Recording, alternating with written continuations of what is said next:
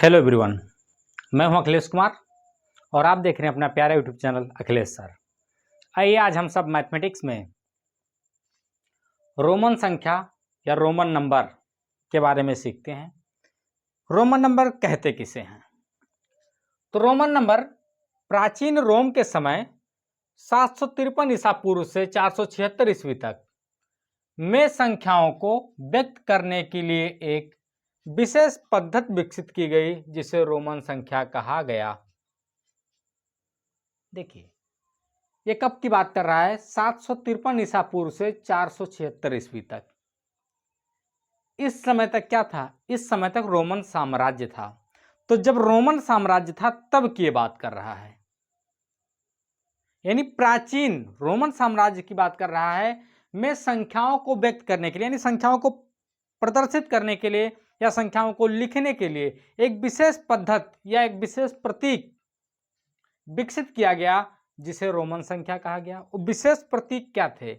विशेष प्रतीक थे ये अंग्रेजी के 7 अक्षर, अंग्रेजी के 7 अक्षर कैपिटल लेटर के I, V, X, L, C, D और एम से मिलकर बना है। अंग्रेजी में 7 अक्षर I, V, X, L, C, D और एम से मिलकर बना है। ये आई, वी, एक्स ये सब क्या हैं? ये सब प्राचीन रोम के समय के प्रतीक हैं। प्राचीन रोम के समय के क्या हैं? प्रतीक है। इनकी संख्यात्मक वैल्यू होती है। क्या होती है संख्यात्मक वैल्यू? संख्यात्मक वैल्यू होती है मुख्य रोमन लेटर्स और उनके संख्यात्मक मान। जब आई लिखा हो, क्या लिखा हो? आई, तो इसका मतलब 1 लिखा है। क्या लिखा है? 1 लिखा है। वी लिखा हो, इसका मतलब 5 लिखा है, 5 लिखा है। एक्स हो तो इसका मतलब 10 लिखा है। ये मैथमेटिक्स की बात कर रहा हूं मैं। एल तो 50, सी तो 100, डी तो 500, एम तो 1000। अब ये जो 7 अक्षर है इनकी विशेष वैल्यू है। अब इन्हीं के द्वारा और बड़ी संख्याओं को जब लिखना होता है तो इन्हीं सातों के सहारे से लिखते हैं। जैसे वी के ऊपर जब बार लग जाए, एक लाइन खींचा जाता है, इसको बार बोलते हैं। तो बी पर बार या बार बी कह सकते हैं। जब बार बी कहेंगे तो 5000 के बराबर है। यानी देखिए ये पहले कितने के बराबर था? 5 के बराबर था जब बार नहीं लगा था। लेकिन जब बी पर बार लग जाएगा तो कितने के बराबर हो जाएगा? ये 5000 के बराबर हो जाएगा। यानी 5 1000 गुना बढ़ जाएगा। ध्यान दीजिएगा, ये 5 क्या होगा? 1000 गुना बढ़ जाएगा। एक्स को देखिए, यहाँ एक्स की वैल्यू 10 है, लेकिन एक्स पर जब बार लग जाएगा यानी बार एक्स जब हो जाएगा तो 10,000 के बराबर हो जाएगा। 10 क्या हो जाएगा? 1000 के बराबर हो जाएगा। यानी 10 के बाद 3 जीरो फिर बढ़ जाएगा। ऐसे ही एल है। एल की वैल्यू क्या होती है? 50 होती है, 50 होती है। लेकिन एल पर जब बार लग जाएगा तो बार लगाने का मतलब 3 जीरो 50 के बाद बढ़ा देंगे, यानी ये 50,000 के बराबर हो जाएगा। ऐसे ही सी पर जब बार होगा तो आप जानते हैं सी की वैल्यू कितनी होती है? 100 होती है। लेकिन जब बार लग गया तो बार लगने का मतलब 3 जीरो यहाँ क्या होगा? बढ़ जाएगा, ये 1 लाख के बराबर हो गया। ऐसे डी की वैल्यू क्या होती है? डी की वैल्यू होती है 500 या 500। इसके बाद 3 जीरो बढ़ा देंगे क्योंकि इस पे क्या लग गया? बार लग गया। तो बार डी बराबर हो जाएगा 5 लाख। ऐसे एम की वैल्यू क्या होती है? 1000 होती है, लेकिन एम पर बार लग गया तो 3 जीरो फिर इसमें क्या होगा? बढ़ जाएगा। यानी ये 7 ही अक्षर मुख्य हैं, लेकिन जब बड़ी संख्याओं को लिखना हुआ तो इसकी सुविधा के लिए यहाँ पर बार लगा दिया गया। उसके बाद उस संख्या के बाद 3 जीरो बढ़ा दिए गए। कितने जीरो? 3 जीरो। यानी अगर सी पर बार लगा है तो सी पर बार लगने का मतलब यह 100 तो था, उसके बाद 3 जीरो बढ़ा देंगे तो 3 जीरो बढ़ने के बाद ये अवस्था होगी। तो इकाई, दहाई, सैकड़ा, 1000, 10,000, लाख, ये 1 लाख के बराबर हो जाएगा। यानी 100 कितने के बराबर हो जाएगा? 1 लाख के बराबर हो जाएगा। यानी मुख्य रोमन लेटर्स और उनके संख्यात्मक मान जो 7 मुख्य हैं उन्हीं के सहारे से बाकी और 7 बड़ी संख्याओं को लिखने के लिए वैल्यू निकाला गया। अब देखिए, चाहे जहां कहीं भी लिखा हो, रोमन संख्या को लिखने, पढ़ने और समझने, रोमन संख्या को लिखने, पढ़ने और समझने के 3 मुख्य नियम हैं। कितने मुख्य नियम हैं? 3 मुख्य नियम हैं। सबसे पहला नियम क्या कहता है कि रोमन प्रतीकों का प्रयोग लगातार 3 बार से ज्यादा नहीं कर सकते। क्या कहा? रोमन प्रतीकों का प्रयोग। रोमन प्रतीक क्या है? आपको बताया गया। रोमन प्रतीक अंग्रेजी के 7 अक्षर हैं, वो हैं IVXLCDM। इनको हम लगातार 3 बार से ज्यादा इस्तेमाल नहीं कर सकते।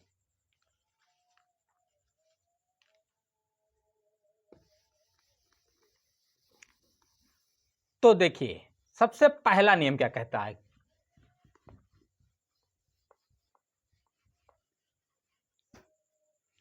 सबसे पहला नियम कहता है रोमन प्रतीकों का प्रयोग लगातार 3 बार से ज्यादा नहीं कर सकते हैं। रोमन प्रतीक क्या हैं? वो हैं IVXLCDM।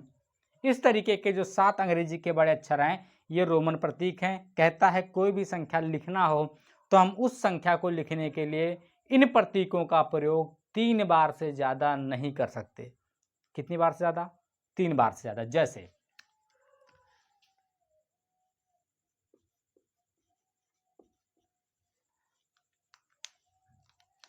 मान लीजिए आपको 30 लिखना है।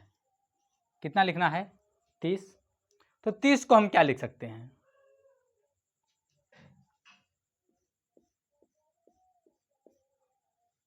तीन बार x लिख सकते हैं। 30 हो गया। कोई दिक्कत? क्योंकि एक बार 10 की वैल्यू है x, तो 3 बार वैल्यू हो x, x x करके लिख देंगे 3 बार, तो ये हो जाएगा 30। ऐसे मान लीजिए 65 लिखना हो। क्या लिखना हो? 65। अब देखिए 65 लिखा कैसे जाएगा? 65 लिखने के लिए ये हम लिख सकते हैं L, क्योंकि L की वैल्यू क्या है? 50। उसके बाद 10 और 60, फिर 5।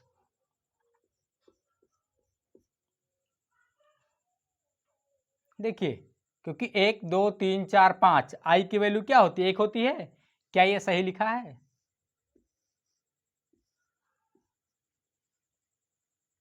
नहीं, ये सही नहीं लिखा है। क्यों नहीं सही लिखा है? क्योंकि ये पहला नियम कहता है कि हम रोमन प्रतीक को लगातार 3 बार से ज्यादा नहीं लिख सकते हैं। देखिए 1 2 3 4 5, आपने 1 को कितने बार लिखा है या आई को कितनी बार लिखा है? 5 बार लिखा है। इसलिए आपने इस नियम का उल्लंघन किया। 65 को सही रूप में हम लिख सकते हैं LX और V। देखिए 50 10 60 5 65। क्लियर? यानी हम 3 बार से ज्यादा नहीं ले सकते, इस बात का ध्यान रखिए। जैसे अभी ये 30 लिखा हुआ था, ठीक है। हम इसको देखिए v की वैल्यू क्या होती है? 5 होती है। हम लिखते हैं 1 2 3 4 5 6, 5 10 15 20 25 5 30। क्या ये सही लिखा है? नहीं, आपने ये सही नहीं लिखा है। क्यों नहीं सही लिखा? क्योंकि पहला नियम कहता है कि आप रोमन प्रतीक को 3 बार से ज्यादा लगातार, शर्त है 3 बार लगातार से ज्यादा नहीं लिख सकते हैं। इसलिए हमने 3 बार इसको क्या लिखा? x लिखा। क्लियर? ये तो था पहला नियम। पहला नियम क्या था?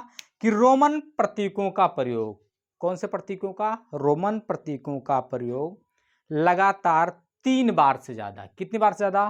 3 बार से ज्यादा नहीं कर सकते हैं। नंबर 1।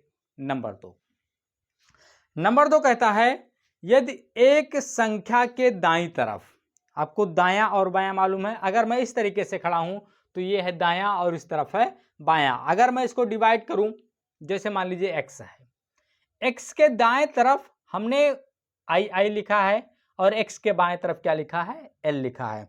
तो दूसरा नियम क्या कहता है? यदि एक संख्या के दाईं तरफ कोई छोटी संख्या हो, ध्यान दीजिएगा, कहता क्या है? यदि एक संख्या के दाईं तरफ कोई छोटी संख्या हो। अब देखिए, जैसे आप यहां देख लीजिए, मैं यही एल लेता हूं और एक्स और बी। ठीक, एल की वैल्यू क्या है 50 है, एक्स की वैल्यू क्या है 10 है और वी की वैल्यू क्या है 5 है। हमने लिया, ये हो गया 65। अब आपका दूसरा नियम क्या कहता है, कहता है यदि एक संख्या के दाईं तरफ, एक संख्या के किस तरफ, दाईं तरफ,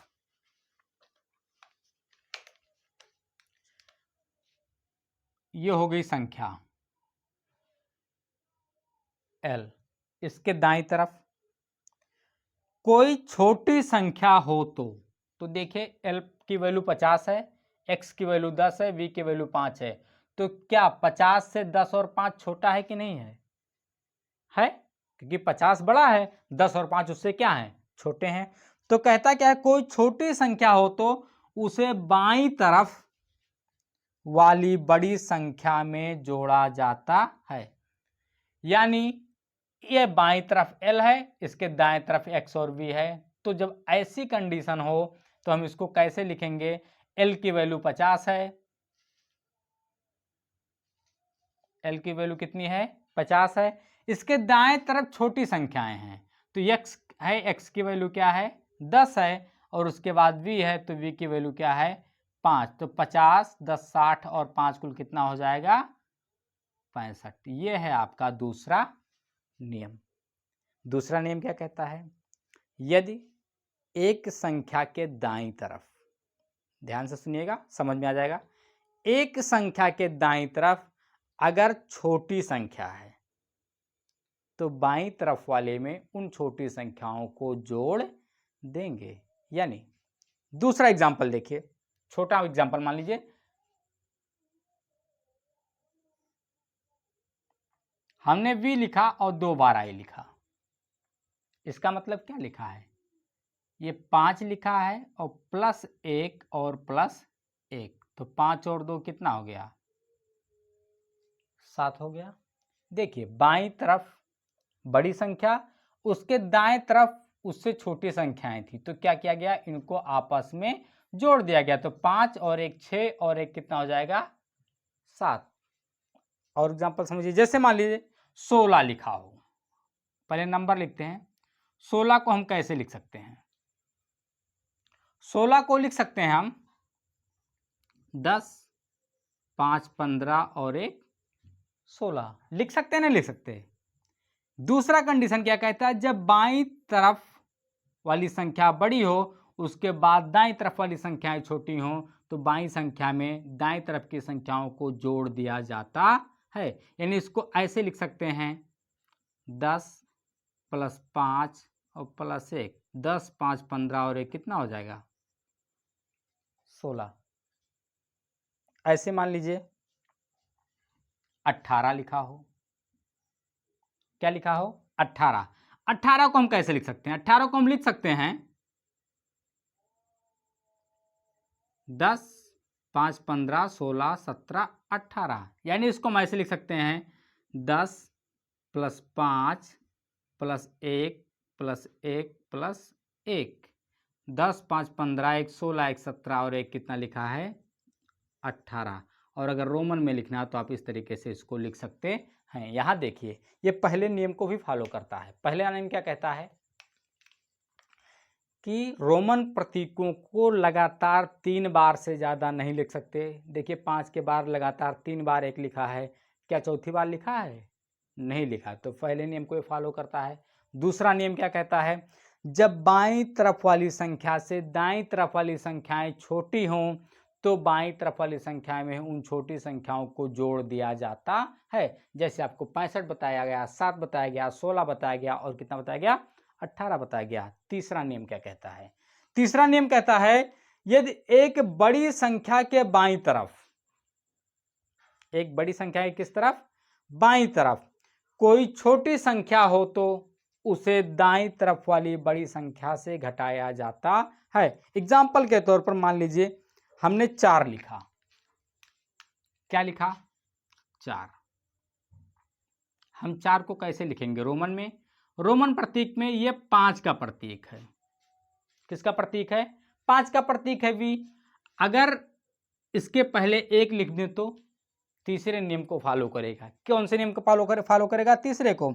यदि एक बड़ी संख्या के बाईं तरफ, बड़ी संख्या है 5, उसके बाईं तरफ है 1, कोई छोटी संख्या हो तो 5 से 1 छोटा है तो उसे दाईं तरफ वाली बड़ी संख्या से घटाया जाता है। यानी इसको हमने ऐसे लिखा 5 - 1, ये कितने के बराबर होगा? 4 के बराबर होगा।